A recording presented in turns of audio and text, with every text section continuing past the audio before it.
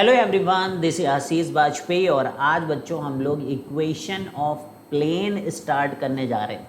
ठीक है, तो काफ़ी इंपॉर्टेंट बच्चों टॉपिक है और इस टॉपिक से ज़रूर क्वेश्चन आता है बच्चों, मतलब 100% वाला टॉपिक है।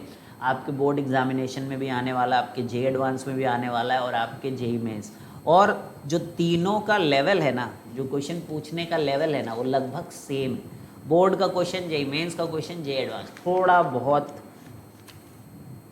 अलग होगा। अदरवाइज़ अगर आपके कॉन्सेप्ट्स क्लियर हैं तो कुछ भी नहीं है, आप तीनों जगह जो है स्कोर कर सकते। तो सोचिए कितना ज़्यादा इम्पोर्टेंट बच्चों ये आपके लिए प्लेन का लेक्चर होने वाला है और आज का लेक्चर बहुत ही आपको हेल्पफुल होगा बच्चों आगे के सारे कॉन्सेप्ट्स को समझने के लिए। ठीक है, तो चलिए बढ़ते हैं आगे बच्चों। और आज हम लोग प्लेन के डिफरेंट फॉर्म्स ऑफ इक्वेशंस को समझते हैं और उनके ऊपर क्वेश्चन कैसे किए जाते हैं, सारी बातें बच्चों हम लोग सीखने जा रहे हैं। ठीक है बच्चों, तो अगर आपने अभी तक चैनल्स को सब्सक्राइब नहीं किया तो फटाफट बच्चों चैनल को सब्सक्राइब करें। ब्राइटबेन ट्यूटोरियल्स के ऐप को इंस्टॉल कर सकते हैं, डिस्क्रिप्शन में आपको इसका लिंक मिल जाएगा। Awesome courses and content you will be getting there. ठीक है, and that is going to be very very helpful to you. तो चलिए भाई देखिए प्लेन क्या होता है। देखिए मेरे पास भी एक प्लेन है, प्लेन दिस इज, लेकिन ये इनफाइनाइट लेंथ होती है बच्चों, इसकी प्लेन की इनफाइनाइट लेंथ होती है। तो आप देख सकते हो, आई होप कि आपको ये दिख रहा होगा, इट्स अ प्लेन। ठीक है, तो ये किसी भी डायरेक्शन में हो सकता है, कैसे भी हो सकता है। तो देखिए अगर हम प्लेन की डायरेक्शन के बारे में बात करते हैं तो प्लेन, क्योंकि अब एक स्ट्रेट लाइन हो, अगर अब सोचिए अगर आपके पास एक स्ट्रेट लाइन हो तो उसकी डायरेक्शन को डिफाइन करना आसान है। लेकिन अगर प्लेन पे आप कोई वेक्टर बनाते हैं, जैसे इस पे आपने वेक्टर्स बनाए इस प्लेन के ऊपर, तो इसके हर वेक्टर का एक अलग अलग डायरेक्शन होगा, क्योंकि किसी भी डायरेक्शन वाले जो वेक्टर्स होंगे इसके अंदर आ सकते हैं जो कि इस प्लेन में लाई कर रहे हैं। तो एक हमें ऐसी यूनिक डायरेक्शन बच्चों यहाँ पे पता करनी होगी प्लेन की, जो कि जिससे कि हम प्लेन को डिफाइन कर पाएँ। तो देखिए एक ही डायरेक्शन, जैसे मान लीजिए मैं ऐसी डायरेक्शन बोलेंगे ये प्लेन की है ना, ये प्लेन की डायरेक्शन है। ठीक, तो ऐसे भी वेक्टर्स होंगे, ऐसे भी वेक्टर्स होंगे, ऐसे अलग अलग बच्चों बहुत सारे वेक्टर्स आपको मिलेंगे। ठीक है, तो सबकी डायरेक्शन से डिफाइन करना मुश्किल है। लेकिन अगर जैसे मान लीजिए प्लेन ये है तो इसका जो परपेंडिकुलर है ना बच्चों, आप देखिए प्लेन को चेंज करेंगे तो परपेंडिकुलर की भी डायरेक्शन चेंज हो रही होगी। प्लेन को चेंज करेंगे तो आप देख रहे हैं कि परपेंडिकुलर के भी डायरेक्शन चेंज हो रहे हैं। ठीक है, तो प्लेन के क्या हो सकते हैं, दो डायरेक्शन हो सकते हैं बच्चों, एक ऐसा और एक नीचे की तरफ। तो उसमें से हम लोग एक डायरेक्शन को ले लेंगे, ऊपर की तरफ वाला डायरेक्शन, वो प्लेन का डायरेक्शन कहेगा, वो प्लेन का डायरेक्शन कहलाएगा। तो समझ गए आप, प्लेन तो समझते ही हो, दिन रात प्लेन देखते हो आप, तो प्लेन कोई दिक्कत की बात नहीं है आपके लिए। उसकी जो डायरेक्शन की डिफिनीशन है वो नॉर्मल टू प्लेन है, परपेंडिकुलर टू प्लेन है बच्चों। बस इतनी बात अगर आप समझ गए ना आज, तो आपके लिए चीज़ें बहुत आसान होने वाली है। जैसे कि अगर हम यहाँ पर, ठीक है, स्क्रीन भी हमारी एक प्लेन है, स्क्रीन भी हमारी प्लेन है, तो इसमें आप देखिए जो मैं बोल रहा था कि आप अलग अलग ऐसे वेक्टर्स बना सकते हैं, ऐसे वेक्टर बना सकते हैं, ऐसे वेक्टर बना सकते हैं, ऐसे वेक्टर बना सकते हैं। तो बहुत ही हर डायरेक्शन के वेक्टर्स आप इसमें प्लेन में बना सकते हैं, डिफरेंट डिफरेंट डायरेक्शन के वेक्टर्स आप इस प्लेन में बना सकते हैं। लेकिन जो प्लेन का परपेंडिकुलर का डायरेक्शन होगा, तो एक बात आपको समझना है कि वो परपेंडिकुलर होगा सभी वेक्टर्स के। ये पढ़ाया मैंने मैग्नेटिज्म के अंदर कि इसका मतलब होता है बाहर की तरफ ऐसे निकला हुआ। ठीक है, this is the direction that is perpendicular to this and it is coming out. तो प्लेन, हर वेक्टर जो प्लेन पे प्रेजेंट होगा, plane will be perpendicular to that vector. ठीक है, these all vectors are parallel to the plane, these all vectors are parallel to the plane, but the plane का जो normal है it is perpendicular to them. ये point समझ में आता है। तो अब हमारा प्लेन कुछ ऐसा होना चाहिए कि उसका जो पॉइंट हो, उसके अंदर जो पॉइंट्स हो वो उस प्लेन को सेटिस्फाई करते हो। ठीक है, तो प्लेन की कोई जनरल इक्वेशन भी होती होगी, वही हम लोग आज सीखेंगे। और मैं आपको बोलूँ कि जैसे मान लीजिए आपके पास एक स्ट्रेट लाइन है, ठीक है, तो आप इस स्ट्रेट लाइन को अगर एक्सटेंड कर ले बच्चों, इसमें मोटाई ले आए, है ना, इसमें थिकनेस नहीं होती। और इसकी अगर आप लाइन की थिकनेस को इनफाइनाइट कर दें अगर, तो वो प्लेन बन जाएगा। लाइन की थिकनेस को आप इनफाइनाइट अगर कर दें, लाइन की लेंथ तो पहले से इनफाइनाइट होती है, तो लाइन की थिकनेस को अगर आप इनफाइनाइट कर दें जाएं, तो एक लाइन को ऐसे ऐसे खोल दें तो वो प्लेन बन जाएगा। क्लियर है कि प्लेन का क्या मतलब है, क्या होता है। तो बस अगर आपने फीलिंग समझी ना बच्चों, तो प्लेन बहुत आसान होने वाला है। अब प्लेन को की इक्वेशन लिखने के लिए क्या क्या नेसेसिटीज़ हैं हमारी, वो धीरे धीरे हम लोग समझेंगे बच्चों। ठीक है, तो प्लेन क्लैरिटी के साथ यू आर अंडरस्टैंडिंग कि व्हाट इज़ प्लेन। अब सबसे पहला जो तरीका है आपको कि प्लेन बनाने के लिए क्या, जैसे हम लोग बोलते थे बचपन में कि 2 पॉइंट हो तो उनसे एक लाइन बना सकते हैं। मिनिमम 2 पॉइंट अगर अपने को दिए गए हों तो हम उससे लाइन बना सकते हैं। ठीक है, अब यहाँ पर अगर हम कोई प्लेन बनाना चाहते हैं बच्चों, तो 3 नॉन कोलिनियर पॉइंट्स होने चाहिए। समझ में आ रहा है, क्योंकि एक थिकनेस लाने का भी काम करेगा ना ये लाइन, और किधर की तरफ थिकनेस ले जाना है, तो ये थिकनेस ले जाने के काम में आएगा तीसरा point.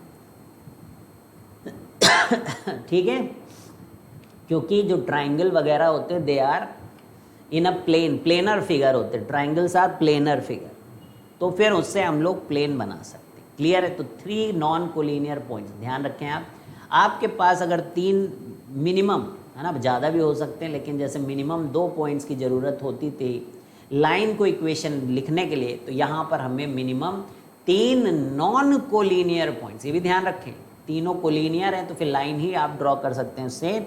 Minimum 3 non collinear points, minimum 3 non collinear points construct a unique plane. अब इससे कोई दूसरा प्लेन इन तीनों से नहीं आ सकता, एक ही प्लेन इन 3 पॉइंट से पास होगा, यूनिक प्लेन। क्लियर है भाई, first point should be clear, this is the main point कि 3 पॉइंट अगर यानी हमें दिए गए हों, तो 3 पॉइंट से हम वेक्टर कितने लिख सकते हैं बच्चों, 2 वेक्टर्स।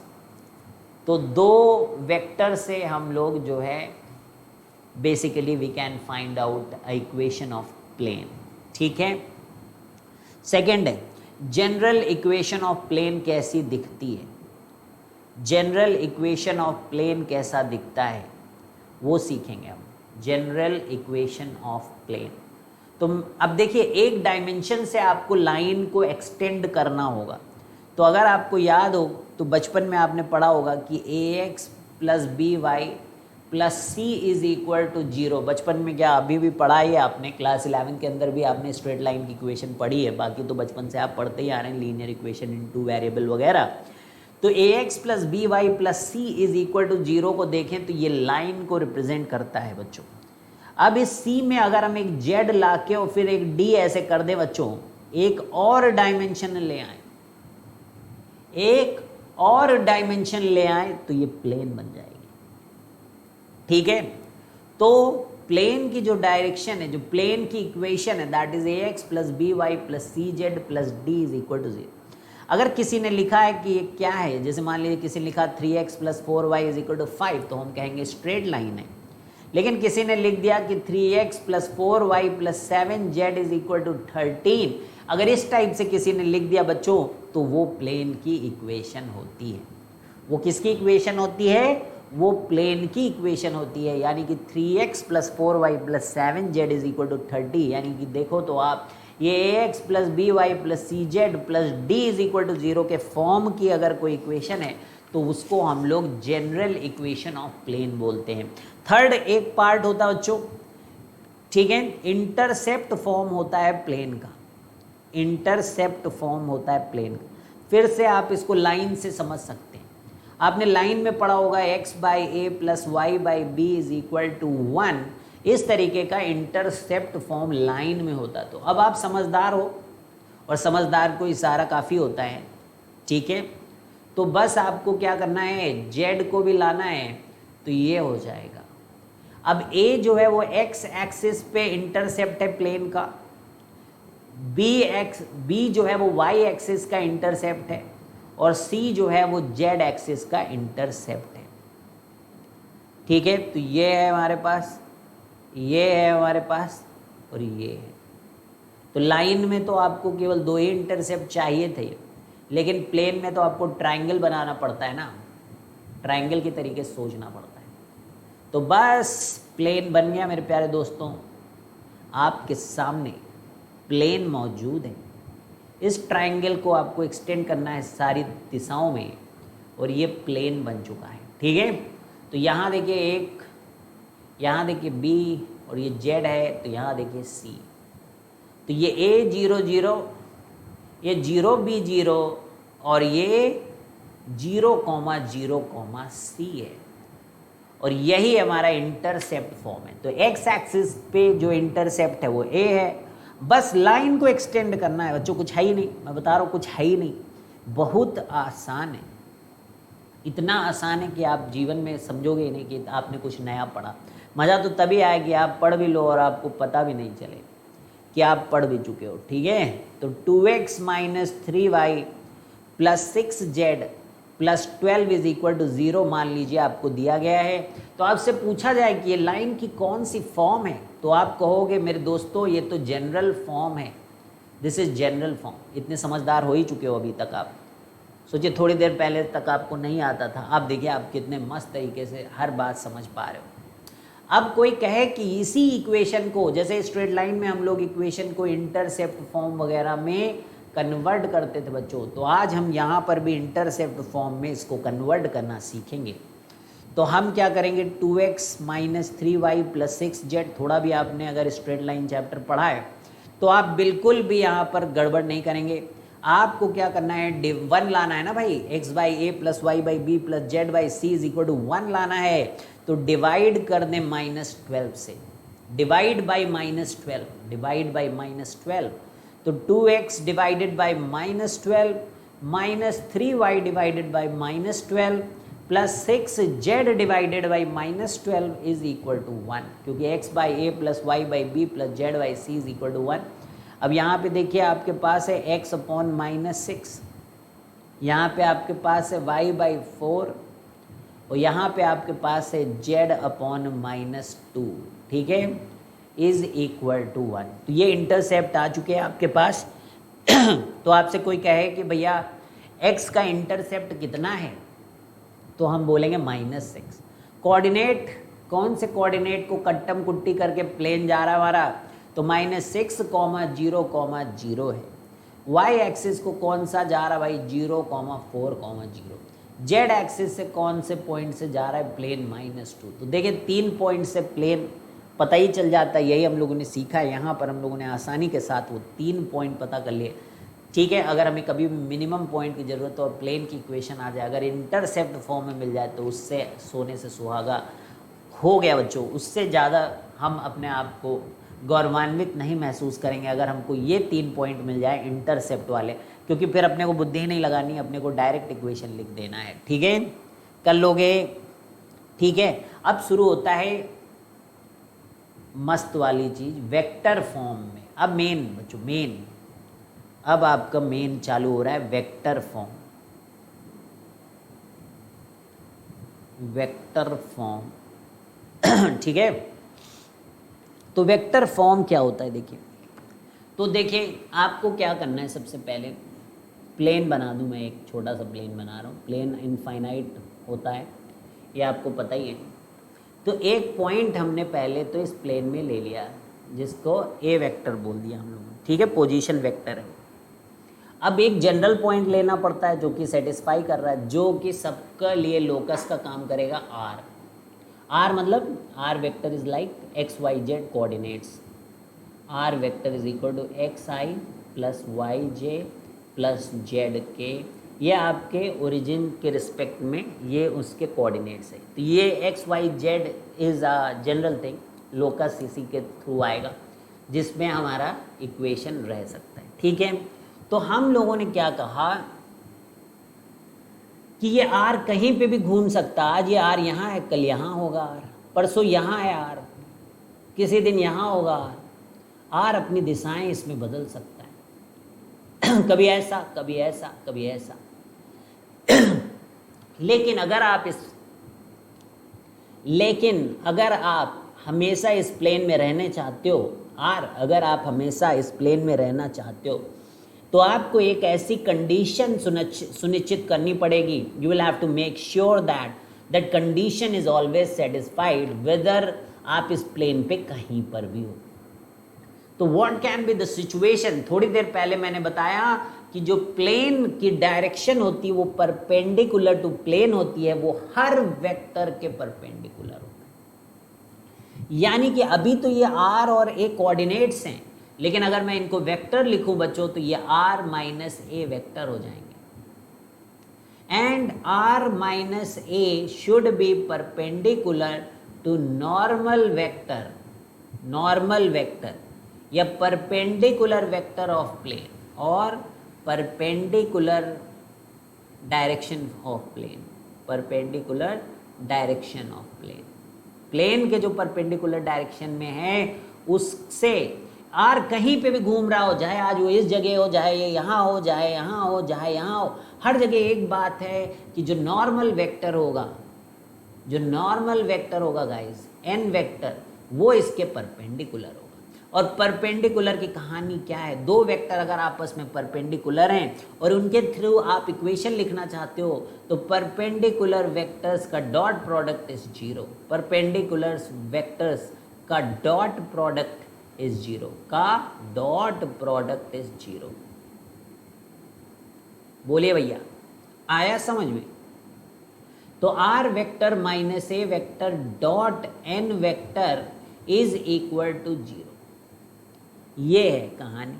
और आपको जान के आश्चर्य होगा कि इक्वेशन आ चुकी है आपके पास, वेक्टर प्लेन की इक्वेशन आ चुकी है बच्चों. बस यही प्लेन की इक्वेशन है. छोटा सा कॉन्सेप्ट है वेक्टर का बच्चों, छोटा सा कॉन्सेप्ट है. एक वेक्टर लिखा, एक जनरल वेक्टर लिखा, r vector minus a vector, और नॉर्मल वेक्टर अपने को पता होना चाहिए, then r minus a dot n is equal to zero. अब आप यहां से समझ सकते कि ये जनरल पॉइंट बता रहा है.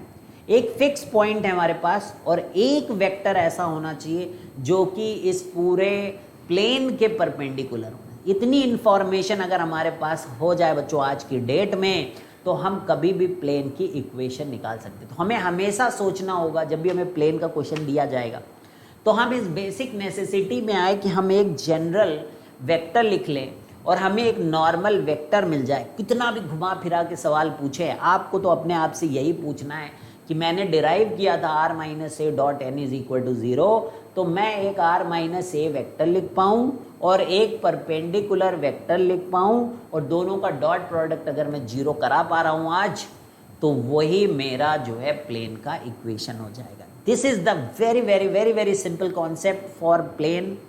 और बाकी तो फिर हम लोग इसी चीज़ को देखेंगे कि we will be extending this concept. ठीक है, तो वेक्टर प्लेन आप समझ ही गए बच्चों, बहुत ही बढ़िया तरीके से आपको समझ में आ गया है. एन वेक्टर को नॉर्मल वेक्टर बोलते हैं बच्चों. It is always perpendicular to plane, या कोई भी वेक्टर जो प्लेन में हो ये उसके परपेंडिकुलर होता है. अब इसी चीज़ को मैं चाहूँ तो 3D फॉर्म में लिख सकता हूँ, यानी कि कोऑर्डिनेट्स के फॉर्म में. देखिएगा दोस्तों कैसे. आर वेक्टर को मैं लिखूँगा x i plus y j plus z के, और ए वेक्टर जो कि एक फिक्स पॉइंट है हमारे पास, आज उसको हम नाम देंगे प्यारे दोस्तों x1i plus y1j plus z1k. ठीक है, और नॉर्मल वेक्टर है मान लीजिए, उसके जो डायरेक्शन कोसाइंस या रेशियोज हैं, n वेक्टर लिखा तो डायरेक्शन रेशियोज हैं, और n का यूनिट वेक्टर किया तो डायरेक्शन कोसाइंस है. इतने तो आप समझदार हो. तो ये सारी इन्फॉर्मेशन आपके पास होनी चाहिए. ये तो हमेशा ही रहेगी, ये तो आप करने ही जा रहे हो, XYZ आपको मानना ही पड़ता है.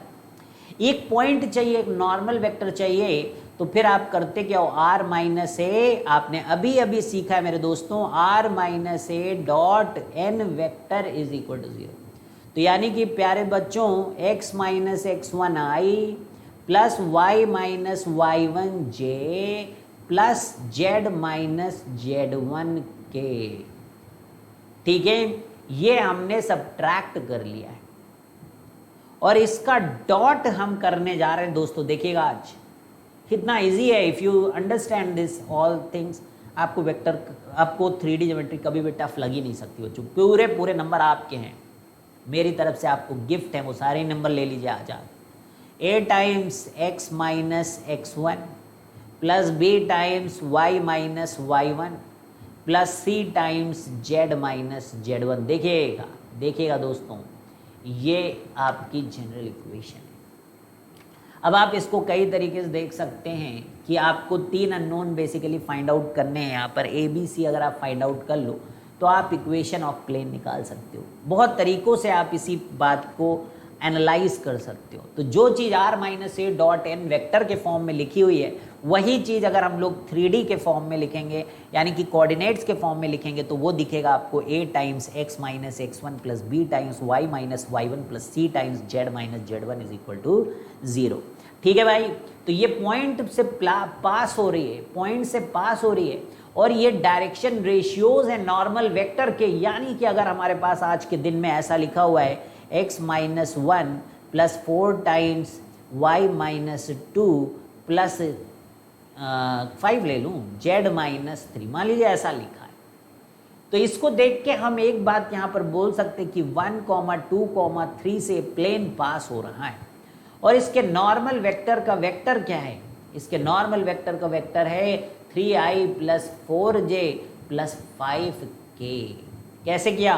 बस ये 3, ये 4 और ये 5, x और y और z के सामने 1 1 होना चाहिए। ठीक है, तो ये नॉर्मल वेक्टर हो जाएगा। पॉइंट किससे प्लेन पास कर रहा है? क्यों? आपके पास अगर 3D में लिखा है तो आप ये r माइनस एन डॉट वाला भी काम कर ही सकते हैं। आप एक फॉर्म से दूसरे फॉर्म में भी ईजिली कन्वर्ट कर सकते हैं। ठीक है, तो आई थिंक यहाँ तक आपको बहुत ही मज़ा आया होगा।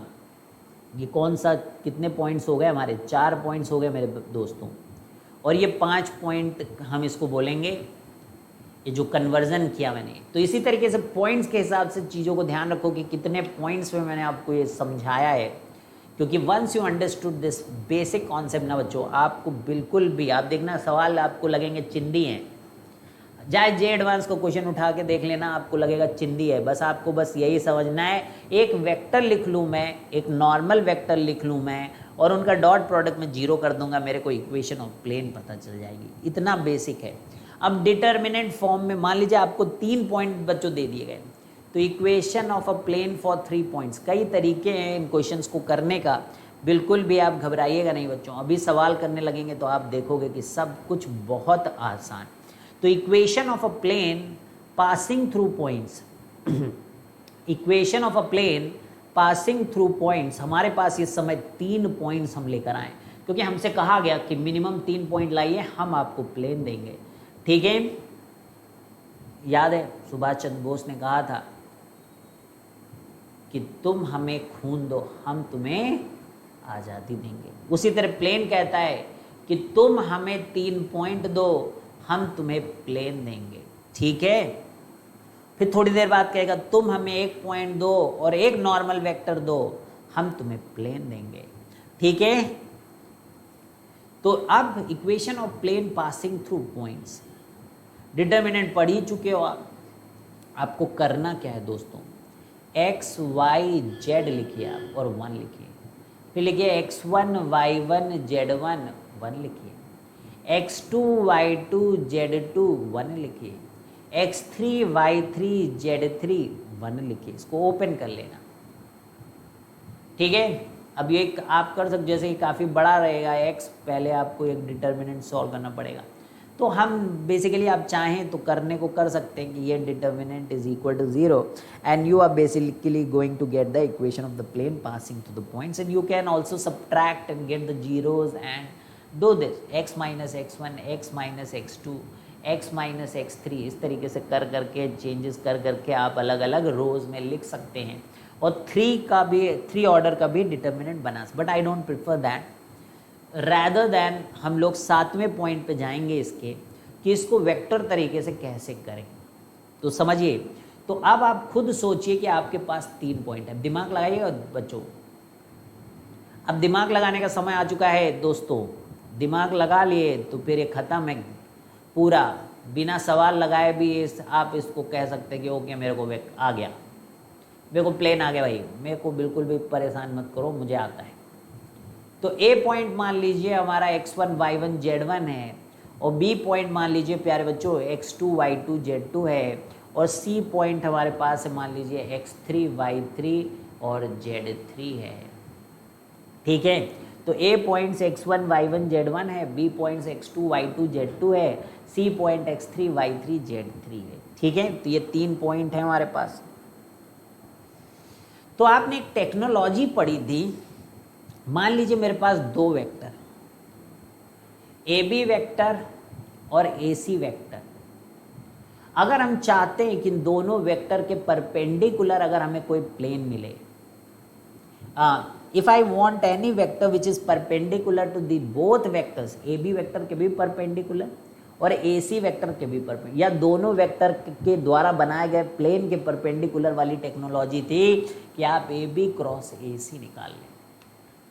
इसी टेक्नोलॉजी का सबसे ज़्यादा यूज होने वाला है in writing equation of plane guys. ठीक है भाई, नॉर्मल वेक्टर, क्योंकि पॉइंट तो 3 है, कोई भी पॉइंट ले लेंगे, एक ही पॉइंट चाहिए, एक नॉर्मल वेक्टर चाहिए दोस्तों। बस 3 पॉइंट से हम 2 वेक्टर लिख सकते हैं। ये 3 कोऑर्डिनेट्स हैं बेसिकली, पोजीशन वेक्टर्स, उनसे हम 2 वेक्टर्स लिख सकते हैं, फिर वेक्टर का क्रॉस प्रोडक्ट कर सकते हैं और वो अपने को नॉर्मल वेक्टर देगा। ठीक है, once you have this normal vector, you have this vector, basically you are done guys, you are done. You can be able to find out equation of the plane. Are you able to find out और not? जैसे मान लीजिए कि हम क्या करेंगे, are vector फिर minus, मान लीजिए हमने x1i plus y j plus z के हम लिखेंगे, डॉट अपना ये आर माइनस ए हो गया, ये इसको dot n vector is equal to 0 कर देंगे और इक्वेशन ऑफ द प्लेन आ जाएगी। ए बी वेक्टर निकाल ही लोगे, x2 minus x1 y2 minus y1 z2 minus z1 के करके। ए सी वेक्टर भी आप निकाल ही लोगे, x3 minus x1 plus y3 minus y1 j plus z3 minus z1 के, x3 माइनस x1 i, है ना, इतने समझदार हो आप। तो ये बातें आपको समझ में आ गई हैं। ठीक है दोस्तों, कर लोगे आप। तो अब क्या हम, मतलब इतनी ही देखिए ज्ञान की बातें बहुत आवश्यकता पूर्वक थी, बाकी क्वेश्चन करते करते भी चीज़ें सीखेंगे। अब हम सवालों की दुनिया में बढ़ सकते हैं। तो पहला सवाल आ रहा है आपके सामने, फाइंड प्लेन। खुद से अगर लगाइए दोस्तों, फाइंड प्लेन कंटेनिंग, क्योंकि अब इससे आसान चैप्टर मिल पाए ये हमें तो अब लगता नहीं। ठीक है, क्योंकि चैप्टर ही नहीं ज़्यादा बचे हमारे पास। Find plane containing points A 1,1,1, B 0-1,0 and C 2,1,-1।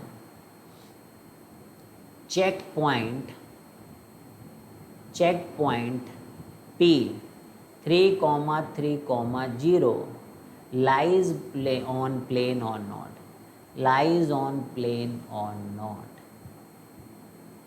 ठीक है भाई, तो इक्वेशन पहले तो प्लेन की इक्वेशन 3 पॉइंट्स दिए हैं और आपको पॉइंट, फिर बाद में जब इक्वेशन आ जाएगी तो we will have to check क्या ये वाला पॉइंट प्लेन पे लाई करता है कि नहीं करता है। तो 3 अपने को बोल दिया है कि वो लाई करते हैं।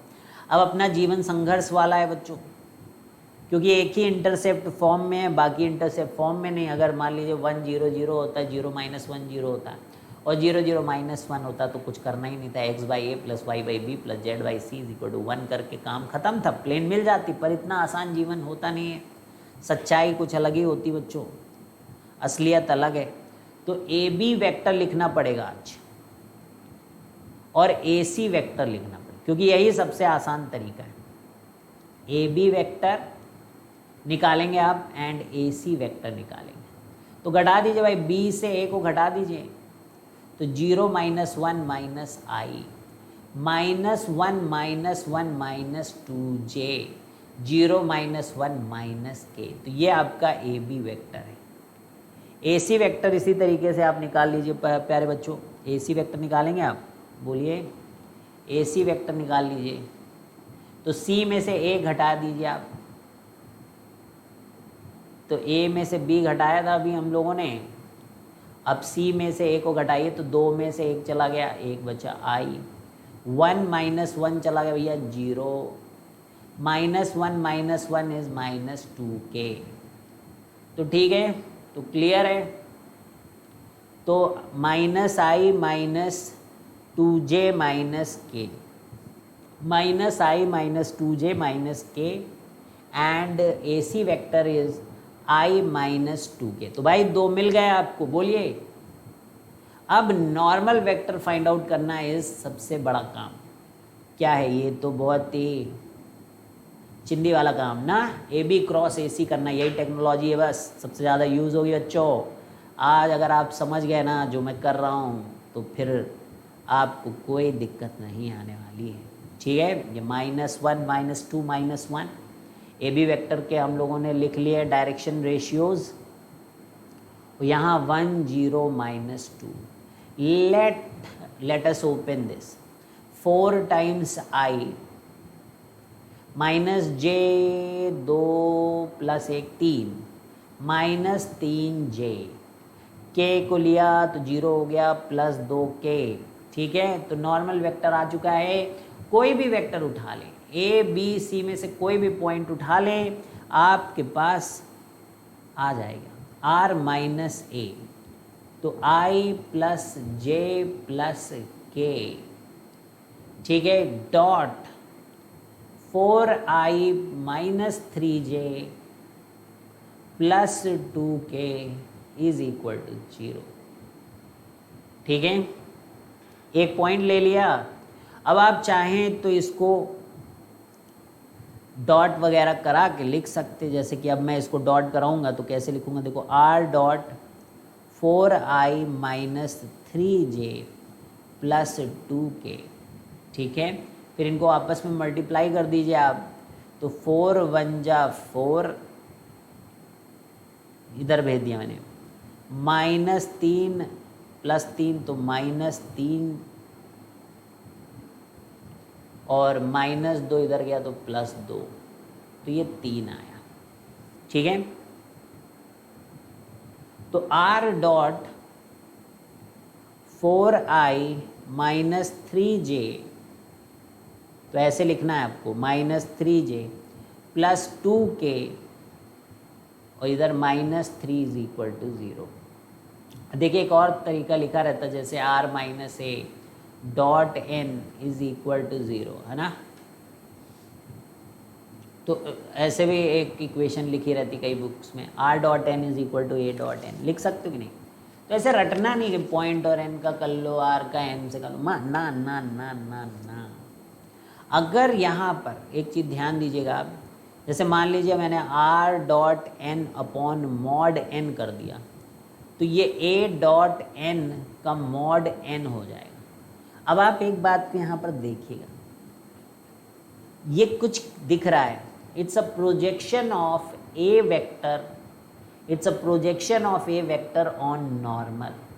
यानी कि जो A वेक्टर जो कि ओरिजिन से,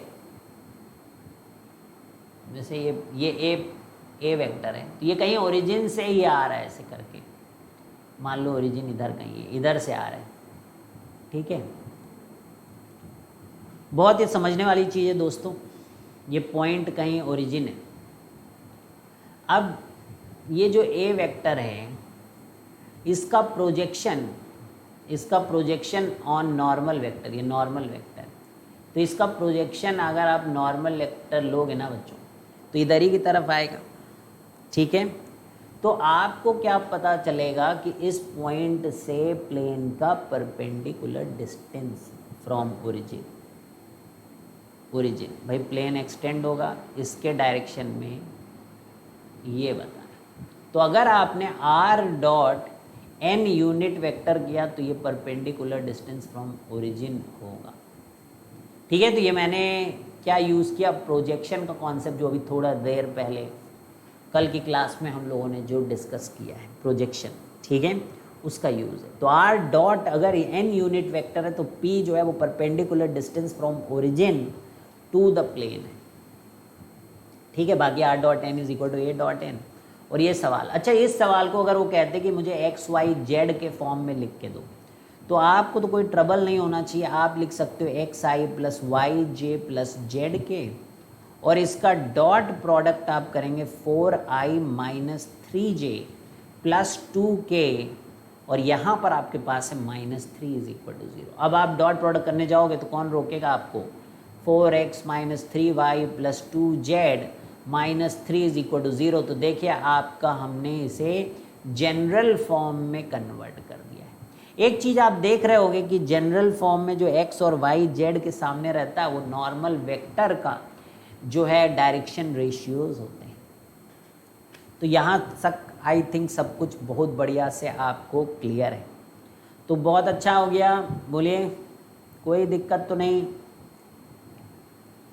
ठीक है। अब मान लीजिए कोई सवाल आपसे, बहुत ही आसान सवाल भी जीवन में पूछे जाते हैं बोर्ड वगैरह में। बोल दिया एक पॉइंट ए है, वही पॉइंट ले रहे हैं हम लोग 1,1,1। उन्होंने कहा कि नॉर्मल के डायरेक्शन रेशियोज दिए गए हैं, DRs दिए गए हैं, एंड दे आर 4, -3, 2। तो आप बताइए प्लेन। तो हम कहेंगे कोई बात नहीं बच्चों, कोई बात नहीं। हम लोग कहेंगे आप लिखिए 4x - 3y + 2z और एक d आप रख दीजिए इज इक्वल टू 0। ठीक है। अब हम कहेंगे कि 1,1 is lying on this plane, so it should satisfy this. So it's a 4, it's a -3 and it's a +2 plus d is equal to 0. So this is what 6 - 3 is 3 plus d is equal to 0 guys. So d is equal to -3. So just go and put this -3 here. So you will be getting ki 4x - 3y plus 2z -3 is equal to 0. ठीक है। तो 4x - 3y + 2z -3 is equal to 0। तो थोड़ी देर पहले हम लोगों ने यही निकाला था। तो देखिए हम लोगों ने किस तरीके से, ऐसी इंफॉर्मेशन अगर दी गई होती इसी क्वेश्चन की तो किस तरीके से इसको हैंडल करते इस क्वेश्चन को। ठीक है। तो समझ में आ रहा है, फील आ रहा है आपको? प्लेन निकाल लोगे दोस्तों? बोलिए। अब उस क्वेश्चन में हमसे ये भी पूछा था, एक पॉइंट के बारे में पूछा था जिसका हम लोग इस समय बिल्कुल भी भूल चुके हैं कि 3,3,0 क्या लाई करता है इस प्लेन में या नहीं। तो याद है हमारे पास इक्वेशन आ चुकी थी। अब अगर वो 3,3 और 0 क्या था, 3,3,0 अगर इसको सेटिस्फाई कर देता है तो वो लाई करेगा। तो 4 × 3 - 3 × 3 + 2 × 0 - 3, देखिए 0 आता है क्या? तो अब आप देखिए कि 12, 9 और 3 12, तो 12 - 12 इज इक्वल टू 0। तो 12 - 12 is equal to 0, that is your answer. ठीक है, क्लियर है? तो 12 - 12 is 0, that is your answer. तो सब बढ़िया है, क्लियर है भाई? आ गया समझ में? बोलो। अब कुछ सवाल जैसे हैं,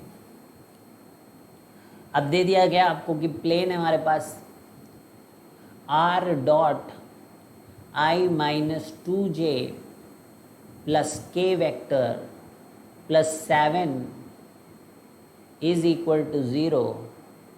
इसको, ये वेक्टर फॉर्म में हमें प्लेन दी गई है, इसको 3D फॉर्म में convert it into coordinates form, या convert it into 3D geometry form, XYZ का शकल सूरत नज़र आए ऐसा चाहते हैं। तो कुछ नहीं, अभी मैंने बताया इसको कन्वर्ट करने का, अभी करके दिखाया आपको। R वेक्टर को लिखिए आप XI + YJ + Z के, फिर डॉट प्रोडक्ट कर लीजिए। तो जैसे ही करेंगे तो I मल्टीप्लाई होगा दोस्तों। तो x - 2y + z + 7 is equal to 0। This is the time that you only take to solve such things. हो गया भाई? बोलिए। x - 2y + z + 7 is equal to 0, 3D form में हो गया। अब उल्टा, अब मान लीजिए कोई आपको 3D फॉर्म में दिया और जनरल फॉर्म दिया गया है 3x - 4y, ठीक है, 3x - 4y + 5z plus minus कर देते, -11 इज इक्वल टू 0 दिया है। ये 3D जनरल फॉर्म है हमारा। 3D हम बोलेंगे कि this is 3D general form. तो कोई बोला कि इसको वेक्टर फॉर्म में लिख दो, कोई बोला कि वेक्टर फॉर्म में कन्वर्ट करो इसको, वेक्टर फॉर्म। तो हम कहेंगे क्या क्या लगा रखा है आपने? कुछ नहीं है, लिखिए ऐसे R डॉट, और ये जो आगे वाले नॉर्मल वेक्टर है, तो तो इनको लिखिए 3i minus 4j plus 5k minus 11 is equal to 0। हो गया भैया कन्वर्ट, देख लो। तो r बना दीजिए, बाहर तो लिखिए r, और x y z की जगह i j k कर दिया और माइनस 11 ऐसे ही रखा। तो ये कन्वर्ट हो गया वेक्टर फॉर्म में। इसी का अगर कोई चाहता है कि इंटरसेप्ट फॉर्म में कन्वर्ट करो, अभी करके दिखाया, तो फिर से आपको इच्छा है तो फिर से देख लीजिए, ठीक है। अभी थोड़ी देर पहले दिखाया था दोस्तों। तो क्या करते हैं कि पहले 1 बनाते हैं राइट साइड में, तो इस 11 को इधर भेज दीजिए। अब 11 से डिवाइड कर दीजिए दोस्तों, तो 3/11x माइनस 4/11y और plus 5/11z is equal to 1। लेकिन क्या यही है? क्या यही है? नहीं, x के आगे कोफिशिएंट 1 होना चाहिए, तो 11/1 प्लस y के आगे भी कोफिशिएंट 1 होना चाहिए, तो माइनस 11/4 प्लस z के आगे कोफिशिएंट 1 होना चाहिए, तो 11/5 इज इक्वल टू 1।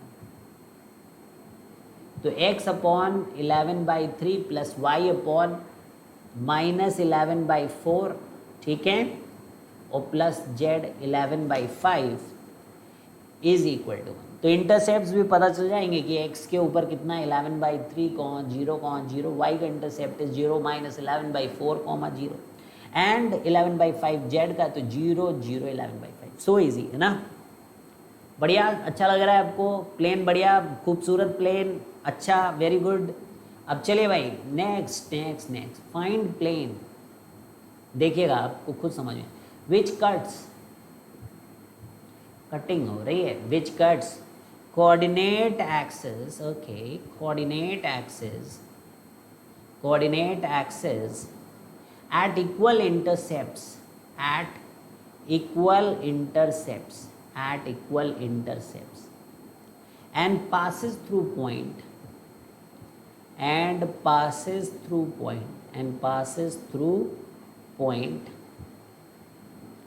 2, -3, 5।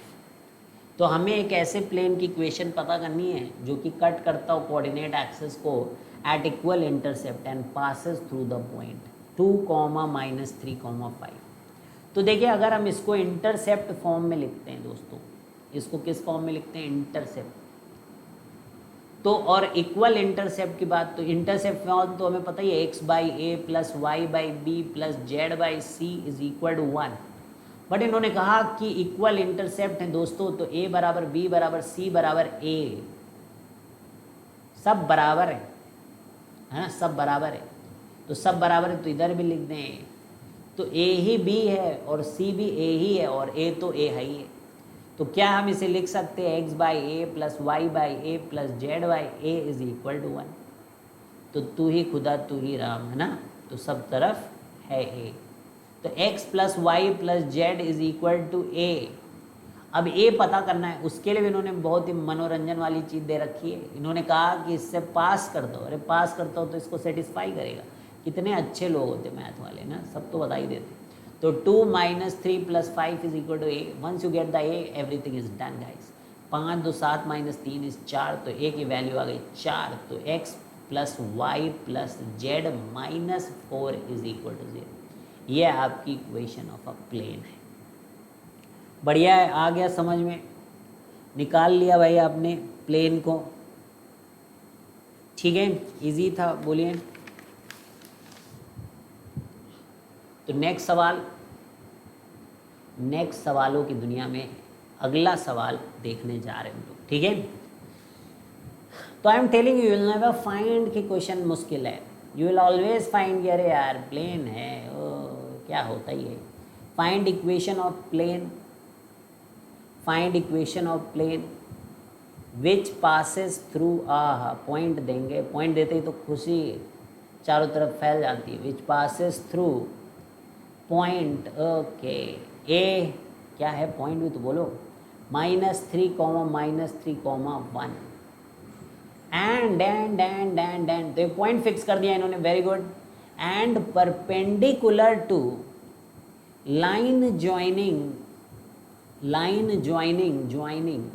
ज्वाइनिंग दोस्तों P 2, 6, 1 एंड Q 1,3,6। तो हमें एक ऐसी इक्वेशन ऑफ प्लेन चाहिए जो कि पॉइंट ए से पास कर रहा हो और वो इन दोनों लाइन के परपेंडिकुलर हो। तो प्लेन में परपेंडिकुलर ही तो की है, प्लेन में परपेंडिकुलर ही की है। अब जरूरी नहीं कि वो परपेंडिकुलर यहाँ तक आए भाई, तो ये बस परपेंडिकुलर है, दैट्स इट गाइस, वही तो अपना मस्त है। तो यानी कि normal vector is basically nothing but P Q vector दोस्तों। भाई हमें ऐसे इक्वेशन ऑफ जो कि पास करता हो इससे और परपेंडिकुलर टू इस दोनों के लाइन से, भैया परपेंडिकुलर ही तो अपना नॉर्मल वेक्टर होता है और वो तो हमें चाहिए r minus a dot n is equal to 0 करने के लिए। बोलिए कमाल हो चुका है। तो पी क्यू वैक्टर निकाल लीजिए, माइनस आई हो गया, 1 में से 2 घटाया, 3 में से 6 घटाया, बोलिए माइनस 3j हो गया, 6 में से 1 घटाया प्लस 5k हो गया, ठीक है, प्लस 5k हो गया, रुक जाइए 5k हो गया, दिख गया होगा आपको। r माइनस ए और ये पॉइंट से पास ही हो रहा है तो ए वेक्टर लिख लीजिए आप, -3i माइनस 3j दोस्तों प्लस k। तो r माइनस ए तो r plus 3i plus 3j minus k dot n minus i minus 3j। तो देखो मैंने जैसे प्रूफ किया ना वैसे ही करता हूँ, इज इक्वल टू 0। अब ये r dot minus i minus 3j plus 5k, यहाँ तक तो ठीक है ब्रैकेट में, ठीक है। और इनका डॉट प्रोडक्ट कर दीजिए, -3 प्लस 9 नहीं -9 और -5 इज इक्वल टू 0। तो 14 3 17, ठीक है भैया, आ गया।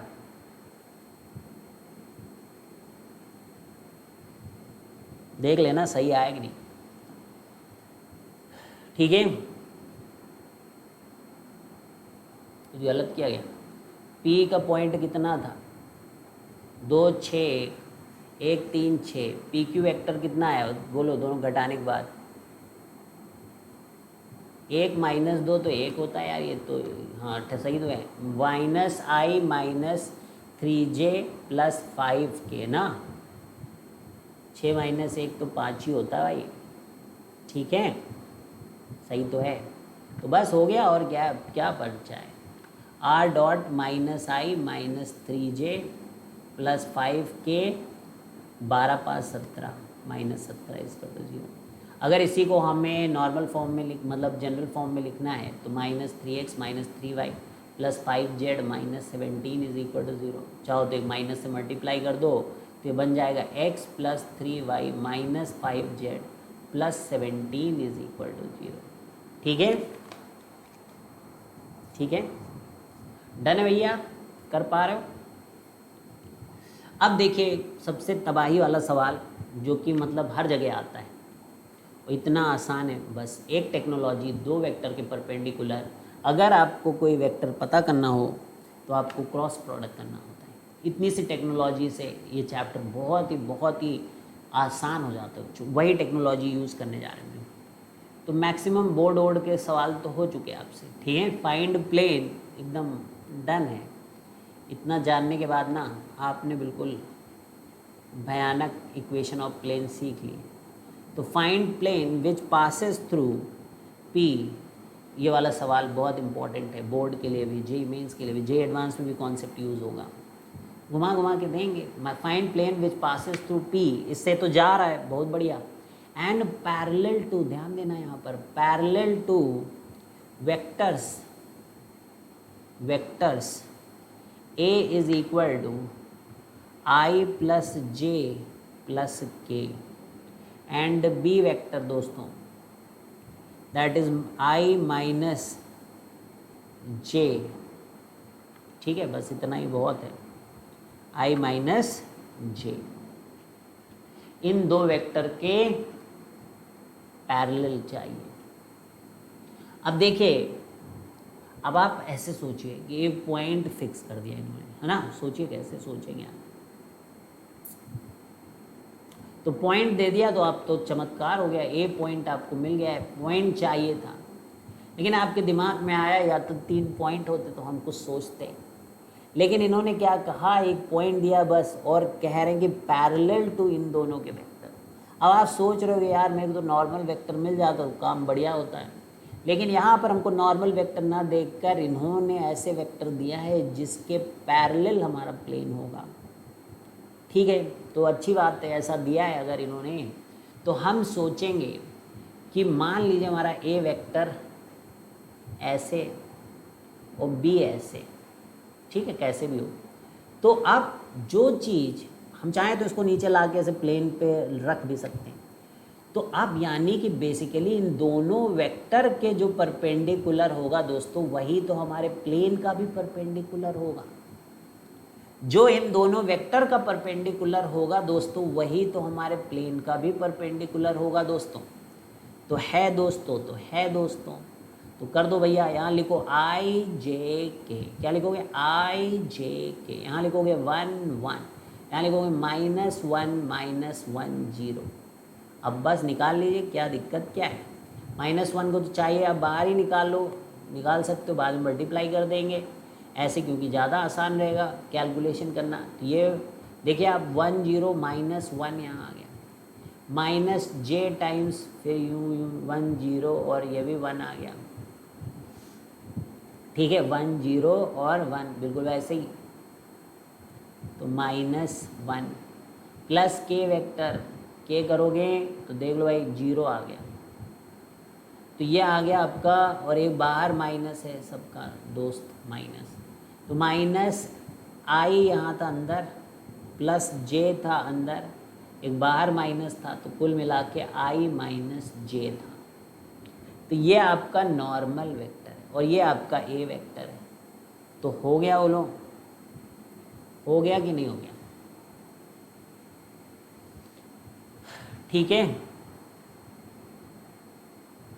तो हो गया, कर लें अब हम आर माइनस ए, तो r minus i plus j plus k dot n vector, n ये अभी निकाला हम लोगों ने, i minus j is equal to 0। तो r dot i minus j, याद ही आप इसके बाद क्या करते हो, फिर इन दोनों का 1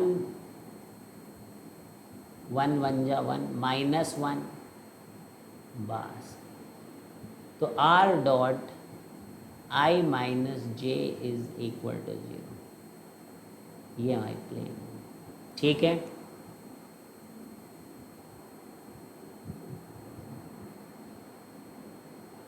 अब नेक्स्ट है, देखिए एक आखिरी टाइप का सवाल देखेंगे, तो समझ में आया कैसे करना है, कैलकुलेशन वगैरह देख लेना आप।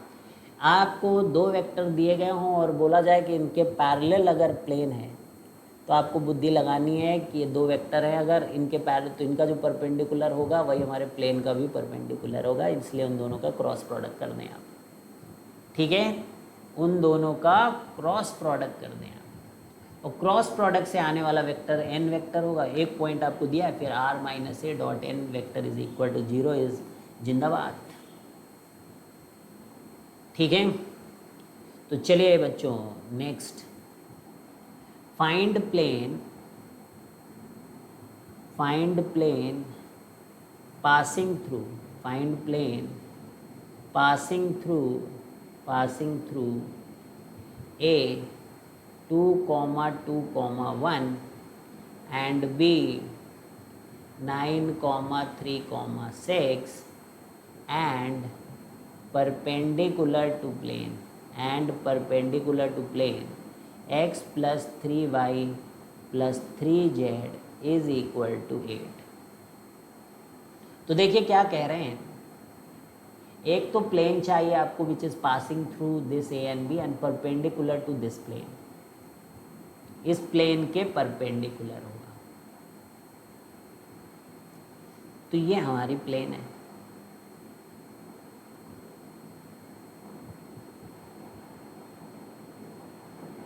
और इस प्लेन के परपेंडिकुलर, अब ये कैसे बनाए समझना पड़ेगा, देखो भाई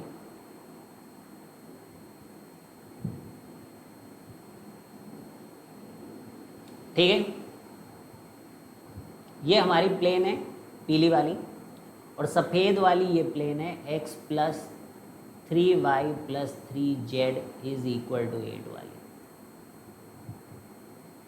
अब देखिए जो इसके जो परपेंडिकुलर होगा ना वो हमारी प्लेन के डायरेक्शन में होगा, मतलब हमारी प्लेन है ना भाई, ऐसे प्लेन है तो इसका जो परपेंडिकुलर होगा वो हमारे प्लेन के पैरेलल हो जाएगा।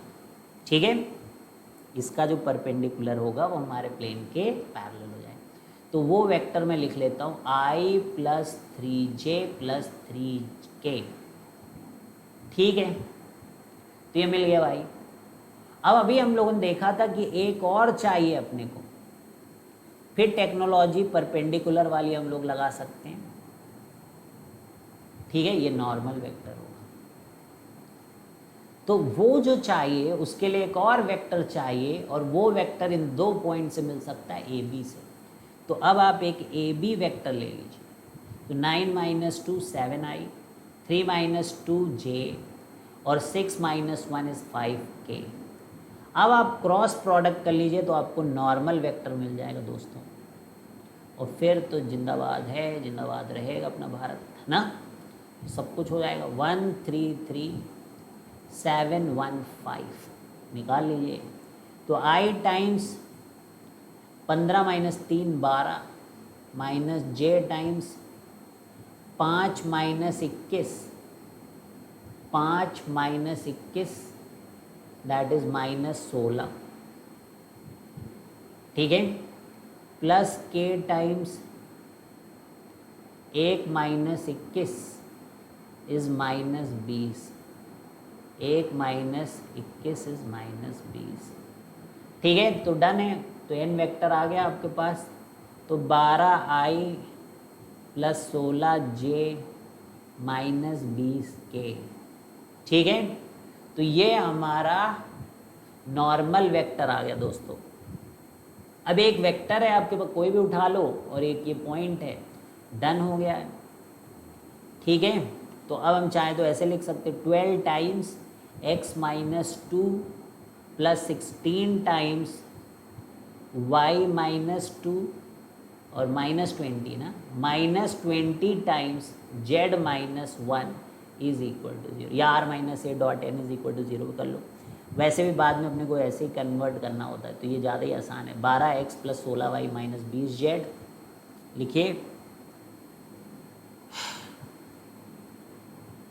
12x minus plus 16y plus 16y minus 20z minus 20z minus 24 minus 32 minus 24 minus 32 और प्लस 20 इज इक्वल टू 0। तो देख लीजिए आप यहाँ से 12x plus 16y minus 20। Main तो देखिए कॉन्सेप्ट है भाई यहाँ पर 56, और 56 में 20 तो माइनस 36। क्यों भाई, सही है। ठीक है भाई, कैलकुलेशन में देख लेना कुछ हो तो। अब बाकी हमें तो लग रहा है ये सब 4 से जाने वाले लोग हैं। तो 3x plus 4y minus 5z minus 9 is equal to 0। ठीक है, तो डन डना डन हो गया भाई। 3x plus 4y minus 5z minus 9 is equal to 0। तो आज हम लोग यहीं तक, फिर हम लोग equation of plane parallel to some plane with some conditions अगर गिवन हो, डिस्टेंस बिटवीन पैरेलल प्लेन्स, तो length of perpendicular from the origin, इस टाइप के कॉन्सेप्ट्स के ऊपर क्वेश्चन करेंगे, और भी अलग अलग टाइप के प्लेन के ऊपर क्वेश्चंस देखे जाएंगे बच्चों। तो चलिए बच्चों, bye bye, see you guys, have a great day.